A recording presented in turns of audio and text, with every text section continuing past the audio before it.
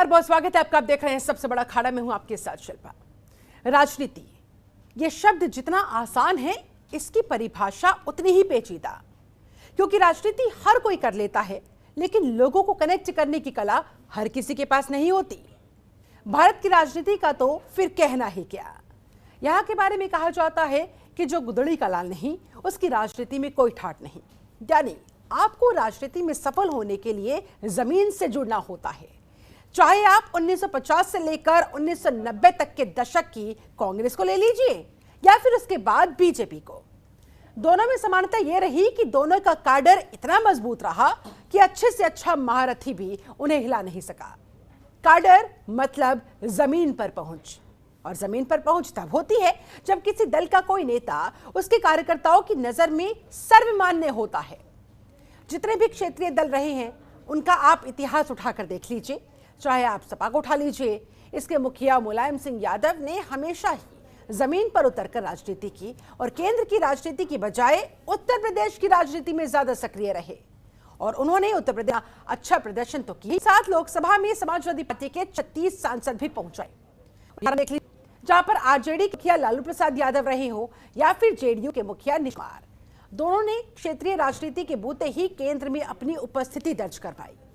अब लगता है कि अखिलेश यादव को 3 बार विफल रहने के बाद राजनीति की समझ आ ही गई।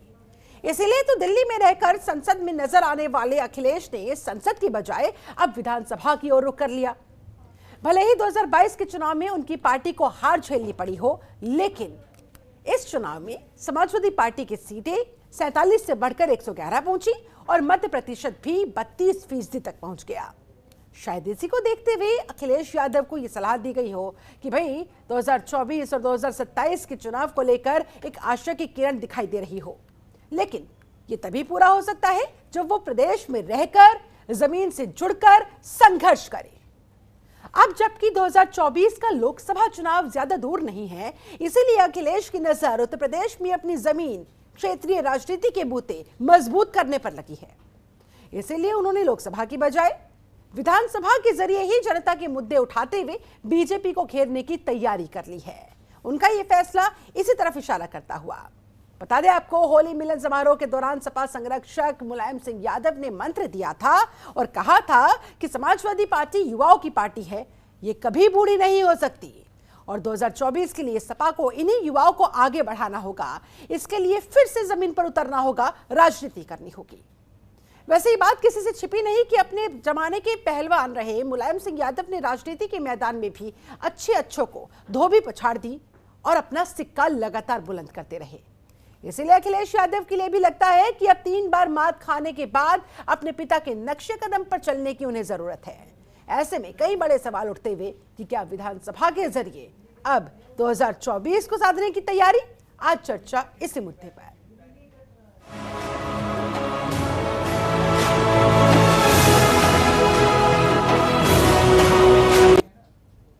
सवाल यह भी कि विधानसभा में हार अब लोगों के बीच जाने से बनेगी बात। अखिलेश आजम खान क्या विधानसभा के जरिए अब करेंगे कमाल? 2022 में हार, क्या 2024 फतेह करने के लिए अखिलेश यादव हो रहे हैं तैयार? संसद से इस्तीफा, अखिलेश का ये कैसा नया शिगुफा? मुलायम का मंत्र क्या सपा का सही कर पाएगा पूरा तंत्र? आज इन्हीं तमाम सवालों के हम जवाब खोजेंगे।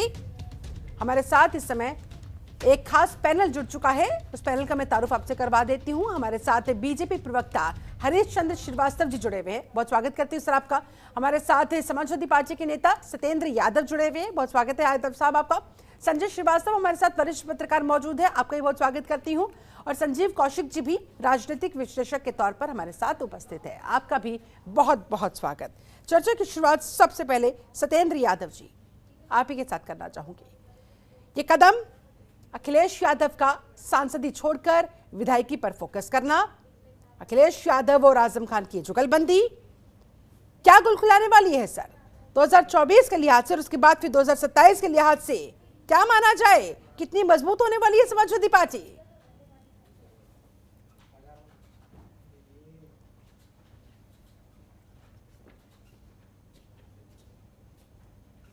दुरुपयोग जी बहुजन समाज पार्टी पर दबाव बनाकर जबरन वोट ट्रांसफर करवाना और इस तरह के तमाम हथकंडों से भारतीय जनता पार्टी ने जो जबरन जनमत हासिल किया, इस जबरन जनमत के विरोध में अगर हम देख सकते हैं कि किस तरह से समाजवादी पार्टी के जितने भी पूरे प्रदेश में जो समर्थक थे या समाजवादी विचारधारा को मानने वाले थे जी, उनकी और उत्तर प्रदेश के तमाम गरीब, किसान, नौजवान, महिला, युवाओं की जो जन भावनाएं आहत हुई थी, क्योंकि भाजपा सिर्फ झूठ बोलती है और सिर्फ झूठ और झूठ बोलती है, कुछ नहीं करती है, फर्जी आंकड़े लेकर आती है।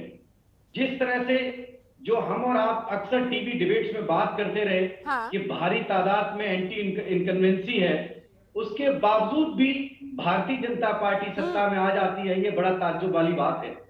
ऐसे आहत जनभावनाओं भरे लोगों के लिए आज माननीय अखिलेश यादव का लोकसभा से इस्तीफा देना और उत्तर प्रदेश की राजनीति, यूपी की सियासत का जवाब सिर्फ यूपी की सियासत में ही रहकर देने वाली आज जो एक ऐतिहासिक निर्णय उन्होंने लिया है, मैं आपको विश्वास दिलाता हूं कि मेरे जैसे उत्तर प्रदेश में तमाम अनगिनत लोगों के अंदर जो रोमांच और जिस तरह से ऊर्जा आज आई है, कमाल की है, देखने को बन रही है। हम सब माननीय अखिलेश यादव के नेतृत्व में उत्तर प्रदेश में सड़क से लेकर सदन तक जिस तरह से भारतीय जनता पार्टी की जन विरोधी नीतियों का पूरा प्रदेश शिकार हो रहा है, उसके खिलाफ तैयार, यानी कि देर है दुरुस्त है कहा जाए इसे। सत्येंद्र यादव जी, 3 बार की हार के बाद कम से कम अब जाकर एहसास हुआ कि भाई जनता के बीच रहना और लगातार जनता के बीच सक्रिय रहना कितना ज्यादा महत्वपूर्ण होता है। 24/7 मुझे याद है नेताजी के वो दिन जब साइकिल चलाते थे और किसी गांव में रुक जाते थे। मुझे इस बात के लिए बहुत, मैं अपने आप को गौरवान्वित महसूस कर रहा हूं कि मेरे नेता और समाजवादी पार्टी के राष्ट्रीय अध्यक्ष, उत्तर प्रदेश के पूर्व मुख्यमंत्री आदरणीय अखिलेश यादव 24/7 मूड में है और उत्तर प्रदेश में निश्चित तौर पर आपको बहुत जल्द दिखाई देगा कि किस तरह से अब आपकी पार्टी को मुलायम सिंह यादव के हाथ में, नेताजी के हाथ में नहीं है, अखिलेश यादव के हाथ में है। अब क्या दिखाई देता है आगे का रास्ता? आगे का मैंने आपने ध्यान नहीं दिया। हमने कहा कि समाजवादी पार्टी के राष्ट्रीय अध्यक्ष और पूर्व मुख्यमंत्री जो कि माननीय अखिलेश यादव ही हैं, आज जो निर्णय लिया है वो अखिलेश यादव जी हैं। हम सभी लोग बहुत ही ऊर्जावान महसूस कर रहे हैं। उत्तर प्रदेश में भारी तादाद में सभी की जन भावनाएं आहत हुई है। उस आहत में, उस दर्द और पीड़ा में और जनता के लिए जो हम सब लोग चिंतित थे, आज कहीं ना कहीं हम सबके अंदर माननीय अखिलेश यादव ने, ठीक है, सांसदी छोड़कर विधायकी पर फोकस करते हुए हरिश्चंद्र श्रीवास्तव जी, यानी कि अब सदन के अंदर दहाड़ेंगे। एक तरफ होंगे योगी आदित्यनाथ तो दूसरी तरफ अखिलेश यादव हर मुद्दे पर सरकार को घेरते नजर आएंगे। छोड़ेंगे नहीं, बख्शेंगे नहीं। सदन से लेकर सड़क तक आप लोगों के लिए मुश्किलात पैदा करने जा रहे हैं अगले 5 साल। देखिए, भारतीय जनता पार्टी जनता की ताकत से ये बड़ा स्कोर जनता के भरोसे, जनता के विश्वास से, जनता के समर्थन से हासिल किया है। और उसी जनता की ताकत से इस तरह की जितने फरेब हैं, इस तरह भी विपक्ष का जो नकारात्मक षड्यंत्र है, उन सारे चुनौतियों का जवाब भारतीय जनता पार्टी देती रही है, सदन में भी, बाहर भी। और सत्येंद्र जी अभी जो समाजवादी पार्टी के प्रवक्ता मित्र हमारे बोल रहे थे, मुझे लगता है कि वो या तो जनमत के प्रति उनके अंदर सम्मान नहीं है, या जनमत की ताकत को नहीं समझते हैं। अन्यथा वो ये नहीं कह सकते थे कि जबरन दबाव से बसपा का वोट हमने ट्रांसफर कर लिया। ये जबरन दबाव से अगर जनता का वोट ट्रांसफर होता तो 19 में और 17 में अखिलेश यादव जी जब 17 में मुख्यमंत्री थे तो क्यों नहीं जबरन से अपना वोट ट्रांसफर करा लिए। उस समय तो उन्होंने समझौते किए थे कांग्रेस के साथ भी, और 19 में मायावती के साथ समझौते किए थे। तो अगर ये जुगाड़ तंत्र ही काम करता जनता के बीच में ही, तो अखिलेश यादव जी तो फिर 17 में ही नहीं ये चुनाव हारते। और ये जो तरह तरह के सच का सामना करने के बजाय और सच को स्वीकार करने के बजाय जो लोग स्लोगन गढ़ते हैं, जनता उनको जवाब देती है। 2017 में इसी तरह से समाजवादी पार्टी, कांग्रेस और बसपा के जो प्रवक्ता थे, वो जिस तरह से बोलते थे लगता था कि वो क्रांति करने जा रहे हैं, और यही 19 में करते थे, यही 22 में करते थे। ठीक है, फैसला जनता ने सुनाया, लेकिन हकीकत तो अब ये बेहोशी से पार्टी के लोग, वहाँ के कार्यकर्ता, वहाँ के तमाम नेतागण, आप ये कहना चाह रहे हैं। सत्येंद्र यादव जी कह रहे हैं कि भाई अब तो कम से कम सच्चाई को स्वीकार लीजिए ना, हकीकत को मान लीजिए। अगर ऐसा ही होता तो 111 पर भी क्यों पहुंचने देती बीजेपी, फिर आपको 47 से भी कम पर क्यों ना रोक देती, पिछली बार से भी कम, अगर इतना ही जुगाड़ तंत्र होता या गड़बड़ी होती। एंटी इनकन्वेंसी की बात पूरे चुनाव में होती रही, सारे टीवी सेटेलाइट बात करते रहे। हाँ। आप मुझे सुन लें, मैं आपको सुन रहा था, मैंने आपको टोका नहीं, तो मैं चाहूंगा कि आप मुझे न टोकें। एंटी इनकम्बेंसी से नहीं, जनता के भरोसे और समर्थन की जरूरत होती है चुनाव जीतने के लिए। अच्छा ठीक है सर, मैं आपको बताना चाहूंगा कि यूपी में आप नोट कीजिए, ये लिख लें चाहे तो, भगवान राम के नाम पर उत्तर प्रदेश में नहीं पूरे देश में जो चंदा चोरी हुआ है, ये उत्तर प्रदेश की जनता के साथ सबसे ज्यादा अधिक मात्रा में फ्रॉड हुआ है। भगवान राम के नाम पर भाजपा में गली मोहल्लों तक में चंदों की रसीदें बटके और बड़े। चलिए सर, ये सारी बातें उठाने का समय निकल चुका है सर। आपने ये सारी बातें चुनावों में उठाई थी, लेकिन जनता ने नकार दिया, और जनता के मैंडेट से बड़ा कुछ नहीं हो सकता है सर। ठीक है, आपके पास लौटती हूँ, और भी मेहमान मेरे साथ जुड़े हुए, जल्दी से उन सभी का मैं ओपनिंग रिमार्क ले लूँ, उसके बाद मैं आपके पास आती हूँ, चर्चा को फिर आगे बढ़ाएंगे। हमारे साथ कमल सिंह जाटव जी, आरएलडी नेता भी जुड़े हुए हैं। बहुत बहुत स्वागत करती हूँ जाटव साहब आपका। कमल जी, अखिलेश यादव का ये फैसला सांसदी को त्यागते हुए विधायकी पर फोकस करना, आप इसे किस तरह का दाव मान रहे हैं 2024 के लिहाज से भी, और उसके बाद फिर 2027 के लिहाज से भी, अभी से? मैं समझ नहीं पाया क्या कहा आपने शिल्पा जी। कमल जी, अखिलेश यादव ने ये जो फैसला लिया, लोकसभा का मोह छोड़ते हुए विधानसभा के अंदर अब वो सरकार को घेरेंगे, हर स्तर पर, हर मोर्चे पर दहाड़ेंगे। क्या लग रहा है, कितनी मजबूती मिल पाएगी गठबंधन को? देखिए ऐसा है शिल्पा जी, उत्तर प्रदेश के अंदर जो भारतीय जनता पार्टी के हमारे साथी भी कह रहे थे कि इस लोकतंत्र ने भारतीय जनता पार्टी के जो दिग्गज नेता हैं, जैसे केशव प्रसाद मौर्य जैसे लोग हैं, हाँ, उनको हरा करके ये बता दिया है कि राम के नाम पर नहीं, आप विकास के नाम पर वोट मांगिए, आप विकास के नाम पर वोट मांगिए, और जब विकास आप करेंगे तो जनता आपको वोट करेगी। आज आप राम के नाम पे चुनाव जीते हैं, आप राम के नाम पर चुनाव जीतना बंद कीजिए, विकास के नाम पर वोट मांगिए आप प्रदेश से। और जिस प्रकार से आज अखिलेश यादव जी ने इस्तीफा दिया है, वो इस्तीफा ये है कि उन्होंने विधानसभा में मजबूती के साथ रह करके इस उत्तर प्रदेश की जनता की हकों की लड़ाई को लड़ने का जो काम किया है, वो बहुत ही सराहनीय काम किया है। मैं तो बल्कि उसको ये कहूंगा कि उत्तर प्रदेश की जनता के हिमायती के तौर पर विधानसभा के अंदर उनके कामों को, उनके ताकत को वहाँ मजबूत करने के लिए आज अखिलेश यादव जी ने जो काम किया है, वो बहुत सराहनीय काम किया है।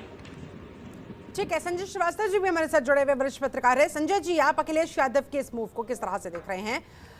यानी कि संदेश साफ है कि भैया अगर यूपी की राजनीति करनी है तो यूपी में रहकर कीजिए, दिल्ली का मोह छोड़ दीजिए।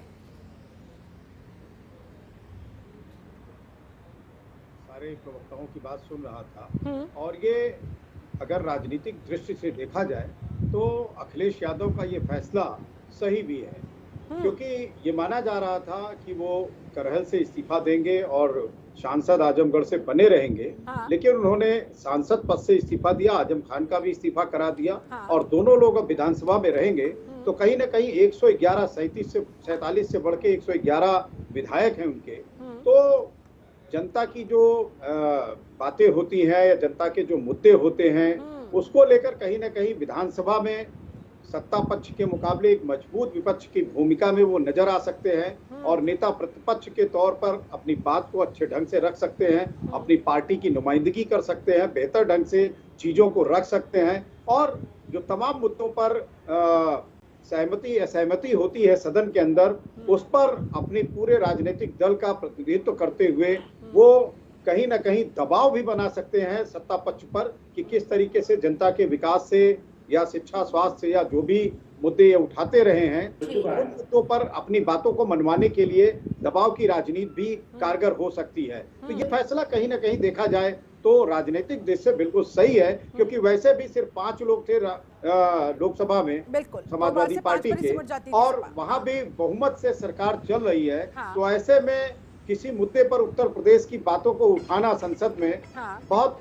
प्रभावकारी ढंग से समाजवादी पार्टी नहीं कर पा रही थी। तो निश्चित तौर पर विधानसभा में अखिलेश यादव अगर नेता प्रतिपक्ष की भूमिका में रहेंगे तो पूरी पार्टी को उसका फायदा होगा। अभी स्थानीय निकाय के चुनाव अक्टूबर नवंबर माह में शुरू हो जाएंगे। तो निश्चित तौर पर वो शहरों का चुनाव होता है, नगर पालिका और मेयर का नगर निगम के, उसमें भी समाजवादी पार्टी की भूमिका को लेकर वो बेहतर कार्य कर सकते हैं, बेहतर भूमिका अदा कर सकते हैं। तो कहीं ना कहीं ये एक तरीके से सही है। हाँ, ये बात सही है कि जो समाजवादी पार्टी के प्रवक्ता ये कह रहे हैं कि कुछ गड़बड़ हुआ है, तो इनको ये स्वीकार कर लेना चाहिए कि जनता का फैसला जब भी आता है उसे सिर माथे स्वीकार करना चाहिए। कहीं ना कहीं आप सत्ता पक्ष को भांप नहीं पाए। आप जो समझ रहे थे कि पहले चरण और दूसरे चरण में ही आपने 100 सीटें पार कर ली हैं, उसको आप जोश में होश खो बैठी से पाए। हाँ, बिल्कुल बिल्कुल। देखिए, जनता ने जो फैसला दिया है उसमें कहीं ना कहीं भारतीय जनता पार्टी की रणनीति और उनके रणनीतिकार सफल हुए हैं और उन्होंने 200 500 वोट से भी जीत दर्ज की है। तो उससे इनकार नहीं किया जा सकता है। अगर गड़बड़ियां होती तो 100 के आसपास की सीटें जो है वो 100 वोट से लेके और 2000 वोट के बीच में जीत हार का अंतर है। तो कांटे का मुकाबला रहा है। आपने भी लड़ाई लड़ी, उन्होंने भी लड़ी। हाँ, ये है कि उनकी जीत हुई है 2000 और 200 से लेके 2000 वोटों से काफी सीटें उन्होंने जीती हैं। तो उसको जनता का जनार्दन का फैसला मानना चाहिए। यानी कि मेहनत तो बहुत की समाजवादी पार्टी ने, लेकिन कुछ कमी रह गई और इसी कुछ कमी को पूरा करने के लिहाज से पूरा का पूरा फोकस अब अखिलेश यादव यूपी में ही रखना चाह रहे हैं और इस वजह से ये बेहद महत्वपूर्ण फैसला। चलिए, हमारे साथ संजीव कौशिक जी भी जुड़े हुए, वरिष्ठ पत्रकार हैं, ये भी राजनीतिक विशेषज्ञ के तौर पर इस समय हमारे साथ मौजूद है। संजीव जी, आपका विश्लेषण अखिलेश यादव के इस फैसले पर क्या कह रहा है सर? किस तरफ इशारा करता हुआ, कितना फायदेमंद साबित होने वाला है ये अखिलेश के लिए भी और समाजवादी पार्टी के लिए भी? देखिए शिल्पा, 2017 के इस चुनाव परिणाम में 3 महत्वपूर्ण बातें लोगों के सामने आई। पहली बात तो ये सामने आई कि योगी जी और मोदी जी अभी भी मजबूती के साथ मैदान में जुटे हुए हैं। दूसरी बात ये समझ में आई लोगों को कि अब कांग्रेस पार्टी के विकल्प के तौर पे एक आम आदमी पार्टी के तौर पे एक नई पार्टी खड़ी होती हुई दिखाई दे रही है। और तीसरी जो बात सबसे महत्वपूर्ण है वो ये है कि भारतीय जनता पार्टी अजेय नहीं है, भारतीय जनता पार्टी को भी हराया जा सकता है।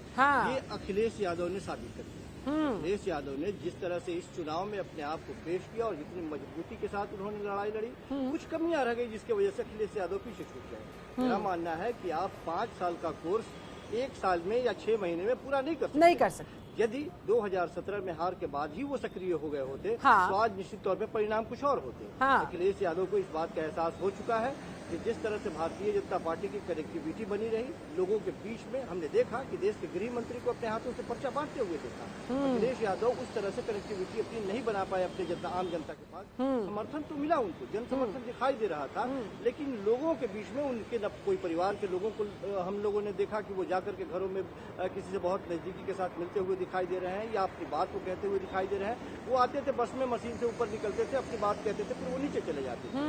तो बाद में चुनाव जीत जाने के बाद में और इस तरह से, क्योंकि एक तरफ भारतीय जनता पार्टी का वो बड़ा शासन तंत्र था जो बड़ी मजबूती के साथ लड़ाई लड़ता है, चाहे वो छोटे स्तर का चुनाव हो, विधानसभा हो या जमीनी स्तर पर उतर कर लड़ता है, वो वरिष्ठ नेता हाँ। से अपनी रणनीति के अनुसार भारतीय जनता पार्टी हाँ जी उसके सामने अखिलेश यादव ने चुनौती दी, लेकिन वो हाँ। चुनौतियों में जो कमी रह गई जिसके वजह से वो पीछे रह गए, उस बात को वो अब अंडरलाइन करके उस पर चाहते हैं कि इस गलती को सुधारा जाए। वो चाहते हैं कि इसी समय यदि हार के वक्त नहीं, क्योंकि वो उनके जो चाहने वाले लोग हैं, उनके जो वोटर हैं, वो जानते हैं कि कुछ कदम हम पीछे रह गए हैं। हाँ। तो जिन वजह से पीछे रह गए उसको वो चाहते हैं कि मजबूती के साथ उसको और ज्यादा मजबूत किया जाए, लोगों से कनेक्टिविटी बनी रहे, लोगों का भरोसा कायम रहे।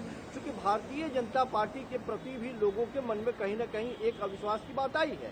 ये कहने में इसलिए कोई गुरेज नहीं है, क्योंकि सीटों की संख्या घटती हुई बता रही है कि भारतीय जनता पार्टी ने जितनी मशक्कत की उसके बावजूद पहले वाले आंकड़े को वो नहीं छू पाई, मतलब लोगों के मन में क्षोभ था। हाँ। और जो दूसरा सवाल एक बार उचित के आता है कि नहीं किया, ईवीएम में कुछ गड़बड़ी कर ली गई, कुछ हैकिंग कर ली गई। देखिए ये सारी चीजें अब इलेक्शन के बाद में कोई मायने नहीं रखती है। यदि आपको ईवीएम पे शक है तो इलेक्शन से पहले ही आप बोल दीजिए कि जब तक ईवीएम नहीं हटेगा हम इलेक्शन लड़ेंगे ही नहीं, जाएंगे ही नहीं चुनाव में। सही बात। तो इन सब बातों का कोई मतलब नहीं है। जो कमियां हैं, ईमानदारी पूर्वक एक राजनीतिज्ञ होने के नाते वो उस कमियों को मजबूत करने की कोशिश कर रहे हैं। और उनको लग रहा है कि हम रह करके यहाँ पे ज्यादा बेहतर कनेक्टिविटी बना पाए। ठीक है यादव जी, जवाब दीजिए। यानी कि सच्चाई को स्वीकार करते हुए ईमानदारी के साथ आगे बढ़ना होगा आप लोगों को।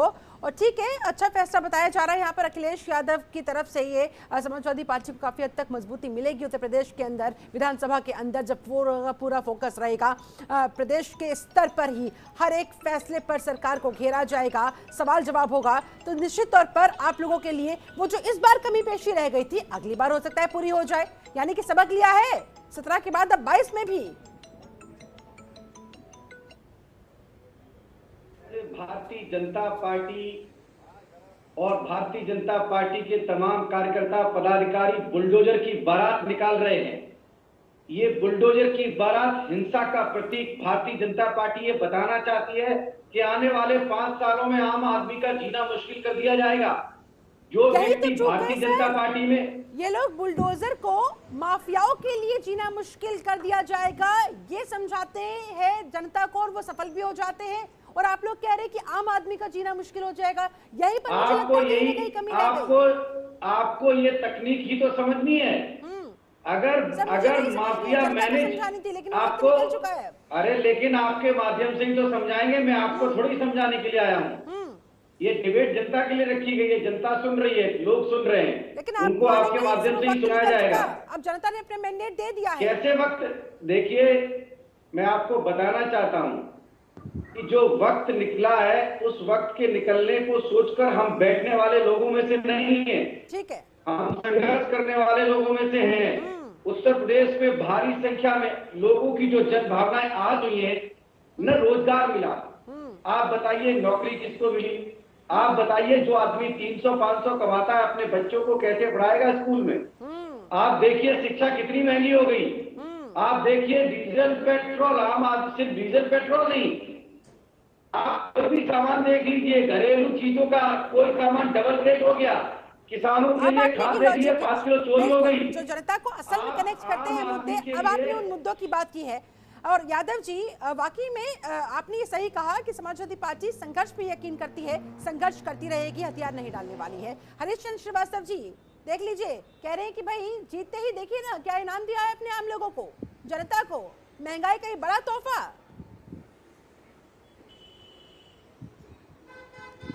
देखिए सत्येंद्र जी लगातार मुझे लगता है कि स्वप्न लोक में विचरण कर रहे हैं। अच्छी बात है, वो स्वप्न लोक में विचरण करते रहें, लेकिन उनको ये जानकारी होनी चाहिए कि श्रीमान मुख्तार अंसारी के परिवार को उन्होंने ही शामिल कराया, जो एक जिनसे समाज भयभीत होता है, जो एक कुख्यात माफिया के रूप में उत्तर प्रदेश में है।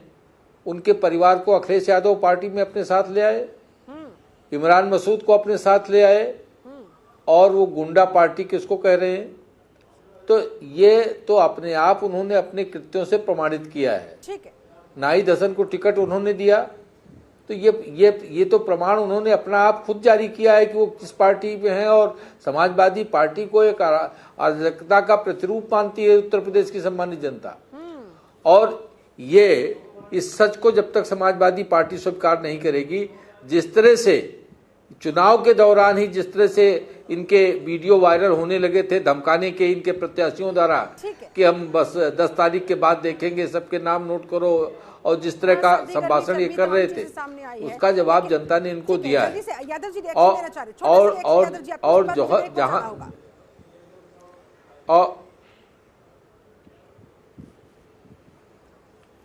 बोलिए सत्येंद्र यादव जी।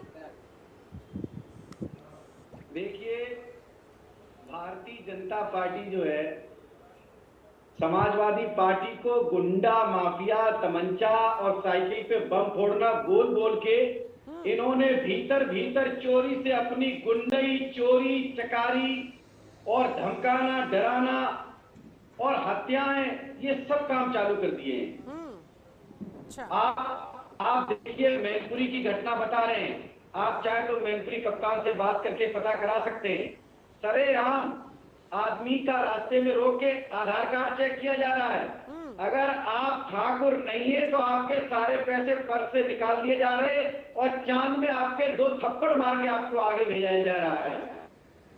घटना बता रहे हैं, एक व्यक्ति को नीचे जमीन में डाल के लातों से, जूतों से और पत्थर से अगर ऐसा हो रहा था तो सर सोशल मीडिया का जमाना है, हर जेब में मोबाइल फोन है। इन चीजों को, इन तथ्यों को, इस तरह की तमाम घटनाओं को आप लोगों को सामने लाना चाहिए था। विपक्ष के तौर पर आपका सबसे पहला फर्ज बनता था और जनता तक पहुंचाना चाहिए था। चलिए, समाजवादी पार्टी के ऑफिशियल अकाउंट से लेकर आप बताइए, मैं व्यक्तिगत तौर पे वीडियो भेज देता हूँ, आप उसे ब्रेक करिए। लेकिन सर जनता से तो कनेक्ट नहीं कर पाए ना, सर घूम फिर कर बात वहीं आ जाती है। जनता ने तो विश्वास नहीं किया ना, अगर किया होता तो शायद 111 तक की सिमट नहीं जाती। पक्ष रखने के लिए कमल जी आप ही का रुख करते हुए, यानी कि अल्टीमेटली बात तो 100 बात की एक बात यही है कि जब तक जनता के बीच नहीं जाएंगे तब तक बात नहीं बनेगी। चुनाव से एन वक्त पहले घर घर जाएं, कुछ भी करिए, कुछ भी वादे करिए, जनता को छू नहीं पाता सर। ये बात अखिलेश यादव को तो समझ में आ रही है, उम्मीद है जयंत चौधरी को भी आ ही रही होगी।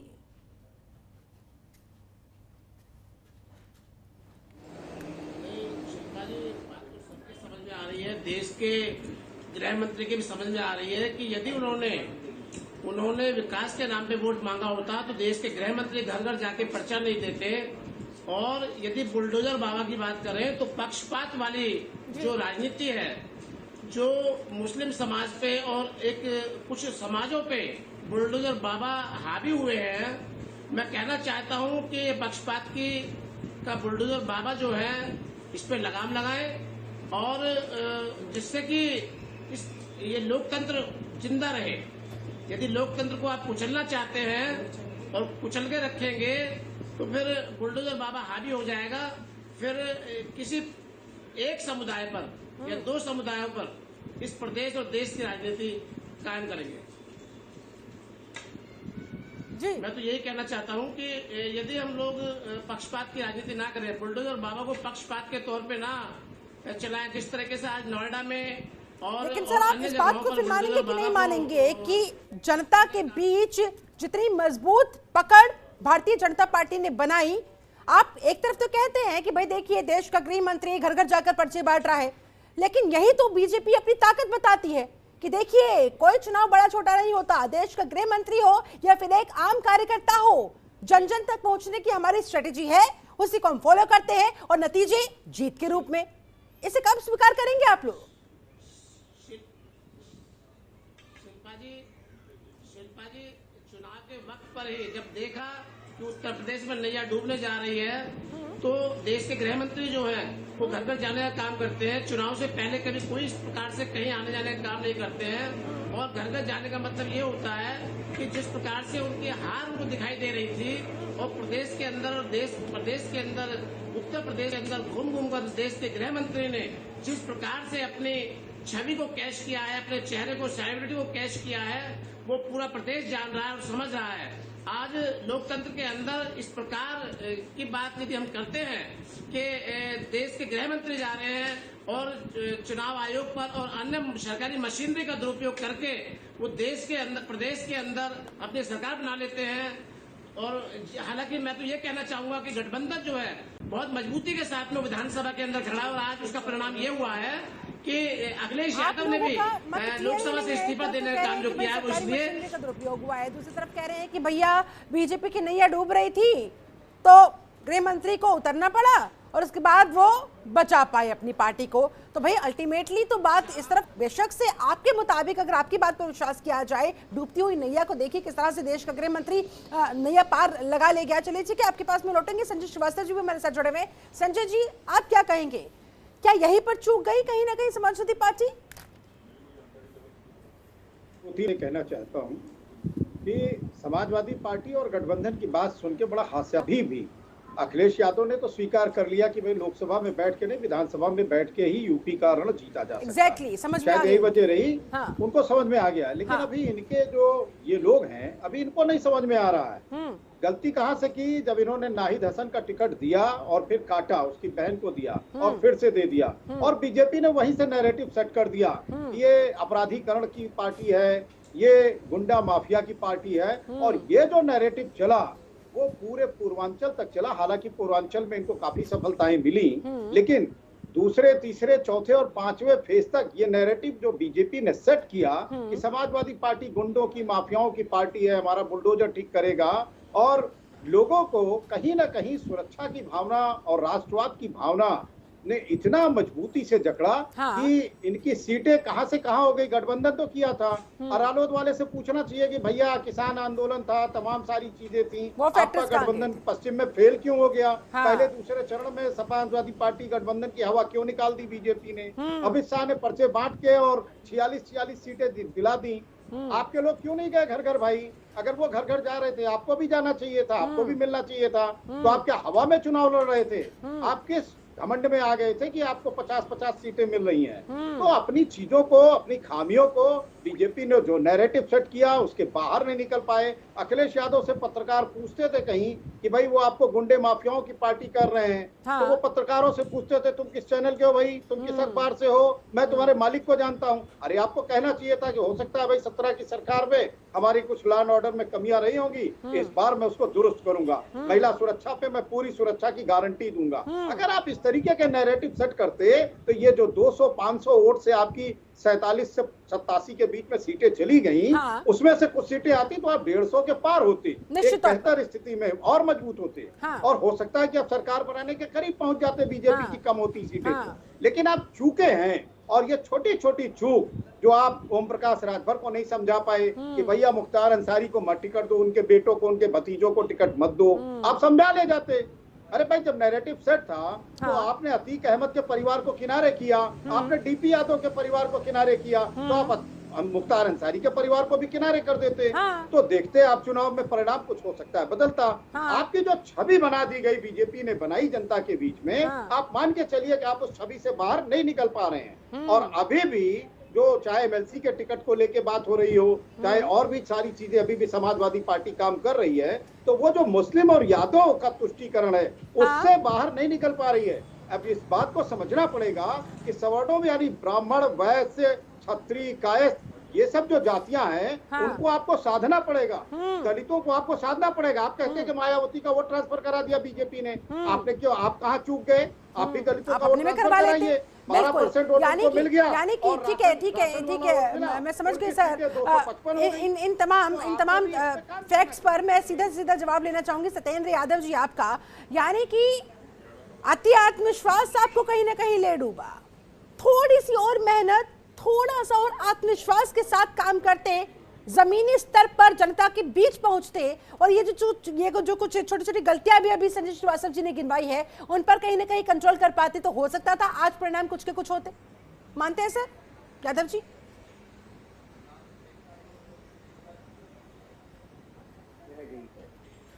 मुद्दों की राजनीति अब नहीं रही है। ये पूरे देश को पता है अच्छी तरह से कि माननीय अखिलेश यादव इकलौते ऐसे नेता हैं उत्तर प्रदेश में जिन्होंने सिर्फ मुद्दों पर चुनाव लड़ा। महंगाई, बेरोजगारी हमारे मुख्य मुद्दे थे, और जब देखा कि आंकड़ों में बीजेपी आगे पहुंच गई, तो अब एक फैशन हो जाता है कि जब कोई भी राजनीतिक दल जो सरकार बनाने की ओर बढ़ता है तो सीधी सी बात है कि फिर सारे लोग यही अपना एक बताते हैं कि हमने तो ये कहा था, हमने वो कहा था, ऐसे नहीं होता है, वैसे नहीं होता है। तो ये सारी बातें हमें पता है कि हमें सुननी है, लेकिन हकीकत ये है कि उत्तर प्रदेश की जनता ने माननीय अखिलेश यादव को मुख्यमंत्री चुना।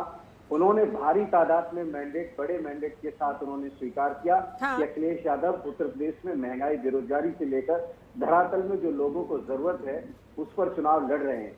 लेकिन बीजेपी ने सुबह से शाम तक ऐसा लग रहा था कि जैसे कोई भीख की मांग रहा हो, सब सिर्फ हिंदू मुसलमान, मतलब तरफ उनके वीडियो जो जारी हुए पूरे चुनाव के बीजेपी के, आप बड़े नेताओं से लेकर छोटे नेताओं को देख लीजिए, अभी भी आप गूगल कर लीजिए, ऐसा लग रहा था कि इस देश में हिंदू मुसलमान के अलावा, बम के अलावा, धमाकों के अलावा, अरे रोक देना फिर आप विपक्ष के तौर पर आप मजबूती के साथ इस नैरेटिव को जो आपके मुताबिक बीजेपी सेट कर रही थी उसे ध्वस्त करने का काम करते। देखिए, भारतीय जनता पार्टी 2014 के बाद जब से देश में आई है, प्रधानमंत्री और केंद्र सरकार के पास भारी तादाद में तंत्र है, धन है, उद्योगपति हैं, व्यवस्थाएं हैं और उनका एक भारी प्रेशर है। आपको पता है ये कितनी गंभीर बात है कि प्रेस की आजादी खत्म होने की कगार पर है। आपको पता है संवैधानिक संस्थाओं पर दबाव पहली बार किसी सरकार में बना है। आपको पता है लोगों के रोजगार की आजादी खत्म होने की कगार पर है। कौन सी कैटेगरी का किसको रोजगार दे दिया जाएगा कुछ नहीं पता, क्या हो रहा है। आपको पता है गाजियाबाद में 11वीं छात्रा के साथ गैंगरेप हो गया। मीडिया में आज ये मुख्य मुद्दा होना चाहिए कि आपका ये बुलडोजर क्या कर रहा है, आपका ये प्रशासन और प्रशासन और सुशासन जो दुनिया भर का पोस्टर लग रहा था हजारों करोड़ का, कहाँ गया? ठीक है, कहाँ हैं आप? हरीश श्रीवास्तव जी, लोग इस पर ये बहुत बड़ा और गंभीर आरोप और इसी गड़बड़ी की तरफ बार बार समाजवादी पार्टी का हर एक नेता इशारा करता हुआ, खुद अखिलेश यादव भी। देखिए, समाजवादी पार्टी आज भी सच को स्वीकार नहीं करना चाहती। मैं उनकी 2-3-4 चीजों का जवाब दे देता हूं। अरे आपको ये बुलडोजर जो है अपराधियों के खिलाफ ही चल रहा है और योगी सरकार ने बिना भेदभाव के काम किया है। भारतीय जनता पार्टी की सरकार बिना भेदभाव की सरकार है और सबके साथ, सबके विकास और सबके विश्वास के लिए काम किया है। और यमवाई फैक्टर की राजनीति अखिलेश यादव जी करते हैं। हरदोई की जनसभा में उन्होंने जिन्ना की माला जपना शुरू किया। एक इंटरव्यू देकर के पाकिस्तान के लिए उन्होंने कहा पाकिस्तान हमारा असली दुश्मन नहीं है और आरोप दूसरे पड़ते, अब चुनाव हार गए। तो ये जो सोच है अखिलेश यादव जी को या समाजवादी पार्टी के लोगों को मुबारक हो। ये हर आदमी उत्तर प्रदेश का जानता है कि समाजवादी पार्टी की कार्यशैली क्या है। जब भी समाजवादी पार्टी सत्ता अराजकता का पूरे प्रदेश में अराजकता बढ़ जाती है, अराजकता ही अराजकता हो जाती है और उससे उत्तर प्रदेश की जनता निजात चाहती थी। इसलिए 2017 में इनको बुरी तरह उत्तर प्रदेश जनता ने हराया था। पुनः इन्होंने वही काम किया और फिर उत्तर प्रदेश की जनता ने इनको सबक सिखाया। ये केवल गुड़ा भाग की राजनीति करते थे, जाति और तुष्टीकरण की राजनीति करते थे और भारतीय जनता पार्टी सबके साथ, सबके विकास, सबके विश्वास की राजनीति करती है। मैं चुनौती से कह सकता हूं कि जितनी भी लोक कल्याणकारी नीतियां हैं, इस बार मानेंगे हरीश श्रीवास्तव जी, अखिलेश यादव कार्यक्रम है सर हार के साथ वो कहते हैं ना, उसका लाभ जब कोई घायल होता है तो और ताकत के साथ वो मैदान में उतरता है। अब आप लोग तैयार हैं हरीश श्रीवास्तव जी? क्योंकि अब एक एक करके चुन कर अखिलेश यादव आपको घेरेंगे, एक एक मुद्दे पर आप लोगों से सवाल जवाब करेंगे। लोकतंत्र में मालिक जनता होती है। लोकतंत्र में मालिक जनता होती है, ठीक है, और जनता के प्रति भारतीय जनता पार्टी अपनी जवाबदेही सुनिश्चित करती है।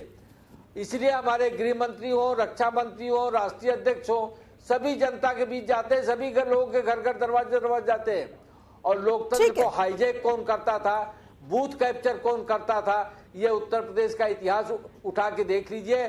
ये समाजवादी पार्टी के लोग थे जो बूथ कैप्चर करते थे, जबरिया वोटिंग करते थे। और जहां तक आरएलडी की बात है, अब इन मुद्दों को उठाने से कोई फायदा नहीं है। मैंडेट सामने आ चुका है, अब आगे की बात होनी चाहिए। 24 की 2027 को चंद्र जी के हमारे साथ संजीव कौशिक जी भी लगातार जुड़े हुए हैं।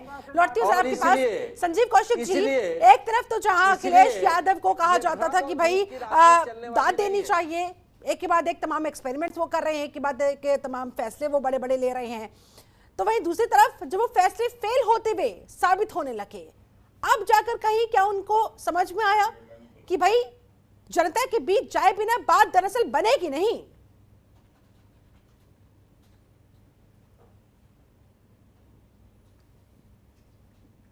नकारात्मक राजनीति करके कौशिक जी आवाज मिल रही है?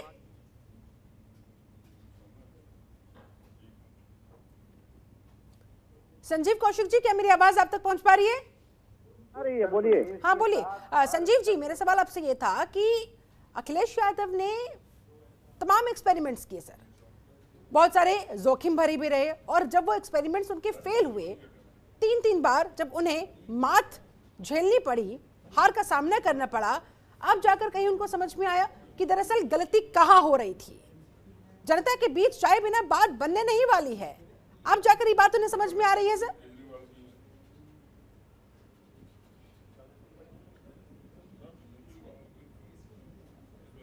रखना कितना महत्वपूर्ण है, क्योंकि इस बार जो चुनाव वो लड़ रहे थे, ये बात मैं लगातार ये बात कहता चला आया हूँ कि भले वो जीत नहीं पाए, भारतीय जनता पार्टी के सामने उनके हिस्से में हार आई, लेकिन अखिलेश यादव ने जिस तरह से इस चुनाव को लड़ा, कई ऐसे मुद्दे थे जिसपे अखिलेश यादव अलग थलग पड़ते हुए दिखाई दे रहे थे, बावजूद उसके भारतीय जनता पार्टी से वो लोहा लेते नजर आए। भारतीय जनता पार्टी की राजनीति करने की एक अपनी अलग शैली है। हम खूब जानते हैं कि प्रतीकों की राजनीति करने वाली भारतीय जनता पार्टी हमेशा से इन मुद्दों पे भारी पड़ती रही है। चाहे हमने देखा कि किस तरह से चौकीदार ही चोर है जो इस्तेमाल किया गया, किस तरह से उसको पलट दिया भारतीय जनता पार्टी ने, और मैं भी चौकीदार का नारा लगा दिया और वो भारी पड़ गया। ठीक वैसे ही यहाँ भी बुलडोजर बाबा का नाम किसने दिया? निश्चित तौर पर विपक्षी पार्टियों ने ये नाम दिया था, और इसी बुलडोजर बाबा से करा लिया। ऐसे में अब सर देखिए, अखिलेश यादव का विपक्ष के नेता के तौर पर चुना जाना पूरी तरह से तय है।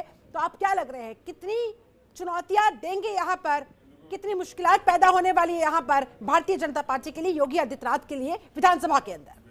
देखिए, इस बार ये बात तय है कि भारतीय जनता पार्टी यदि सत्ता में है तो विपक्ष एक ऐसी मजबूत सशक्त विपक्ष से उसका पाला पड़ने वाला है, जहां हर एक मुद्दे पर भारतीय जनता पार्टी गिरेगी, विपक्ष के तेवर भी तल्ख होंगे, क्योंकि विपक्ष कमजोर नहीं है। और मुझे लगता है कि ये लोकतंत्र के लिए बहुत अच्छी बात होगी। जिस तरह से अखिलेश यादव का ये निर्णय भी मुझे लगता है कि स्वागत करने योग्य है, भले जो उनको चाहने वाले हो या जो नहीं चाहने वाले हैं, कम से कम लोकतंत्र में जिनकी आस्था होगी वो निश्चित तौर पर इस बात का स्वागत करेंगे। वो अखिलेश यादव चूंकि एक क्षेत्रीय पार्टी के नेता हैं, दल है, उनका एक परिवार है, कुनबा है, और जिस तरह से उन्होंने उत्तर प्रदेश में अपना वर्चस्व पहले बनाए रखा है, और धीरे धीरे वो अपने ही कारणों से, मैं दूसरा कोई कारण नहीं बताता, पिछली बार की हार हम जानते हैं कि 2017 में जिस तरह से उनके परिवार में बिखराव हुई थी, जिस तरह से उनका अपना ही कुनबा बिखरा हुआ दिखाई दे रहा था, इस बार उस कुनबे को यदि उन्होंने जोड़ने का प्रयास किया, वो भी सब जानते हैं कि वो भरे मन से ही वो जुड़ाव था, वो अंदरूनी हिस्से पर बहुत मजबूत जुड़ाव नहीं था इस बार। लेकिन ये बात इस बार समझ में आई है कि शायद ये मजबूती के साथ जुड़ा होता, तैयारियां कुछ पहले से की गई होती, कुछ और लोगों के बीच में जाया गया होता, कुछ और, क्योंकि मैंने शुरुआती दौर में कहा कि 5 साल का कोर्स, लेकिन परिवार को एक साथ लाते हुए विपक्ष के तौर पर एक मजबूत टक्कर देने की तैयारी में अखिलेश यादव जरूर नजर आ रहे हैं, और सरकार को घेरने की भी। चलिए, आप सभी लोगों से मैं जल्दी फाइनल कमेंट चाहूंगी। सबसे पहले फाइनल कमेंट कमल सिंह जाटव साहब, आपका क्या कहेंगे सर जाते जाते?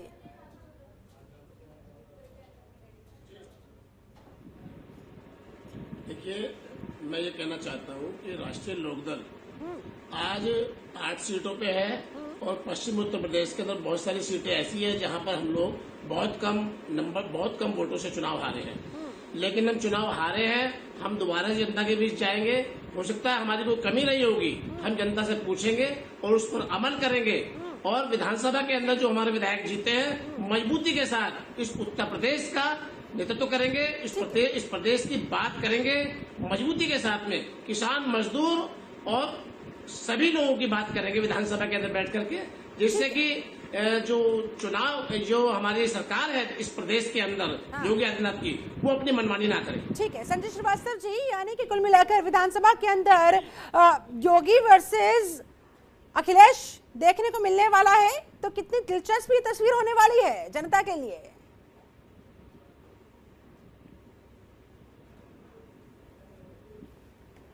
की तरफ जाना है वो ये है कि जयंत चौधरी और ओम प्रकाश राजभर उनका साथ ना छोड़ने पाए, किसी भी तरीके से बीजेपी किसी प्रलोभन या किसी भी तरीके से उनको तोड़कर अलग ना करने पाए। मजबूती को बनाए रखना है गठबंधन की, यह सबसे बड़ी चुनौती होगा। इसके बाद जो भी मुद्दे हैं, महंगाई का मुद्दा है, बेरोजगारी का मुद्दा है, तमाम ऐसे मुद्दे अखिलेश यादव ने उठाए थे, पुरानी पेंशन बहाली का है और जो क्राइसिस आ रही है उसको लेकर है, तो उन सब में मजबूती के साथ विपक्ष की आवाज बनकर और सत्ता पक्ष के सामने रखना है और उनके ऊपर एक दबाव की राजनीति भी बनानी होगी, जिससे वो अपने मुद्दों को लेकर हावी हो सके और आगे की रणनीति तय कर सकें। तो ये दो बातें बड़ी अहम होंगी और शायद इसी को लेकर रणनीति बनाई अखिलेश यादव ने कि विधानसभा में रहना ज्यादा बेहतर होगा, ज्यादा बेहतर ये अच्छा मैसेज है। और इसीलिए ये कदम उठाया गया है बहुत सोच समझकर, तमाम एक्सपर्ट से विचार विमर्श के बाद, चर्चा के बाद। संजीव कौशिक साहब, जाते जाते आपका फाइनल कमेंट सर, क्या लग रहा है अब उत्तर प्रदेश में योगी मंत्रिमंडल जो 2.0 होने वाला है, योगी सरकार जो रिटर्न हुई है, कितनी मुश्किल या आसान उसकी राह होने वाली है? और अब जब अखिलेश यादव इतनी मजबूती के साथ उन्हें चुनौती देने की पूरी तैयारी करे हुए, कमर कसे हुए, तो क्या होने वाला है? बीजेपी को यानी कि बहुत सोच समझकर इस बार अपना एक एक कदम चलना होगा, वरना फजीयत ना होने पाए। शिल्पा ये मत बोलिए कि भारतीय जनता पार्टी भी अंतरकलह से आज के वक्त में जूझ रही है। अन्यथा पहली बार ऐसा हुआ है कि पहली बार ऐसा हुआ है कि 10 तारीख को रिजल्ट आने के बाद में भी आज के वक्त में भी सरकार का गठन नहीं हो पाया इतने दिनों तक उत्तर प्रदेश में। तो जाहिर सी बात है कि अंदरूनी खींचतान बहुत ज्यादा है, उस पर भी अखिलेश यादव की निगाहें रहेंगी। अखिलेश यादव को भी तोड़ने फोड़ने की कोशिश की जाएगी, लेकिन इस बार विधानसभा का दृश्य बड़ा दिलचस्प होगा। विपक्ष भी मजबूत है, सरकार भी मजबूत होगी, लेकिन दोनों के बीच में जब खींचतान की स्थिति आएगी, निश्चित तौर पर के लिए बहुत बेहतर होगा। कोई अपनी मनमानी नहीं कर पाएगा, ये बहुत अच्छी बात है। ठीक है, सत्येंद्र यादव जी, फाइनल कमेंट आपका। अखिलेश यादव यानी कि घायल शेर बीजेपी को कैसे अपनी पंजों से घायल करने की तैयारी करे हुए सर? 24 में भी और उसके बाद फिर 27 की तैयारी में भी। किसी भी मुद्दे पर, किसी भी विषय पर उत्तर प्रदेश में भारतीय जनता पार्टी को चैन से नहीं बैठने दिया जाएगा। सड़क से लेकर सदन तक भारी संख्या में ऊंची आवाज में आवाज को बुलंद किया जाएगा। गरीब, कमजोर, किसान, नौजवानों के साथ समाजवादी पार्टी 24/7 में नजर आएगी। और जिस तरह से पिछली सरकार में तमाम लॉलीपॉप दिखाकर इन्होंने जो वादे किए और वादे पूरे न करके लॉलीपॉप पे नए लॉलीपॉप दिखा दिए इन्होंने, वादे पे नए वादे, इस बार ऐसा नहीं होने देंगे। इन्होंने बिजली का जो कहा है कि आधा करेंगे, इन्होंने नौकरियों की बात कही और इन्होंने बहुत सारी बातें, अगर देखा जाए तो इनका नौकरियों से लेकर, रोजगार से लेकर, एंटी रोमियो से लेकर, आयुष्मान से लेकर सब फेल है। लेकिन इस बार जो उन्होंने और नए वादे किए हैं, भारतीय जनता पार्टी को सड़क पर आकर उन्हें पूरा करना पड़ेगा और नहीं तो सदन में उनको समाजवादी पार्टी का मुकाबला करना। ठीक है, हरीश श्रीवास्तव जी, जाते जाते फाइनल कमेंट आपका सर। आपको चैन से नहीं बैठने दिया जाएगा, एक गलती और उसके बाद देखिए समाजवादी पार्टी कैसे आप लोगों की फजीयत करने के लिए मैदान पर उतर जाएगी। भारतीय जनता पार्टी सकारात्मक विपक्ष का स्वागत करेगी, लेकिन अराजकता को भारतीय जनता पार्टी कतई बर्दाश्त नहीं करेगी। जो भी लोग ये सोचते हों कि अराजकता के बल पर वो जनता के बीच स्पेस बना लेंगे, मुझे लगता है कि उनको निराशा हाथ लगेगी। सकारात्मक विपक्ष लोकतंत्र को समृद्ध करता, भारतीय जनता पार्टी उसका सदैव स्वागत करती है और करती रहेगी। चलिए, बहुत बहुत शुक्रिया आप सभी खास मेहमानों का मेरे साथ इस चर्चा में जुड़ने के लिए, समय निकालने के लिए बहुत बहुत धन्यवाद। तो कुल मिलाकर अब सांसदी को छोड़ते हुए विधायकी पर जिस तरह से अखिलेश यादव ने ध्यान लगाने की बात कही है, ये बड़ा और महत्वपूर्ण फैसला समाजवादी पार्टी की तरफ से अखिलेश यादव की तरफ से लिया गया है। ऐसे में अब उत्तर प्रदेश में विधानसभा के अंदर बेहद दिलचस्प तस्वीर देखने को मिलने वाली है। ये कड़ी टक्कर देखने को मिलने वाली है योगी आदित्यनाथ के बीच में और विपक्ष के नेता के तौर पर अखिलेश यादव के बीच में। ऐसे में जनता को इसमें क्या मिलेगा, ये देखने वाली बात होगी। जनता के मुद्दों को कितने सशक्त तरीके से विपक्ष अखिलेश यादव रख पाएंगे, ये देखने वाली बात होगी। फिलहाल मेरे साथ इस चर्चा में जुड़ने के लिए आप सभी का बहुत शुक्रिया। बने रहिए जनतंत्र टीवी के साथ। नमस्कार।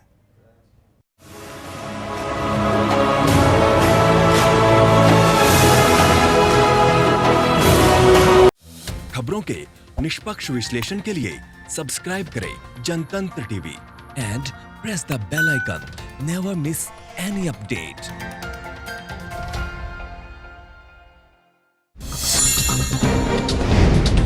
डाउनलोड कीजिए जनतंत्र टीवी ऐप को, जो कि अवेलेबल है गूगल प्ले और ऐप स्टोर पर।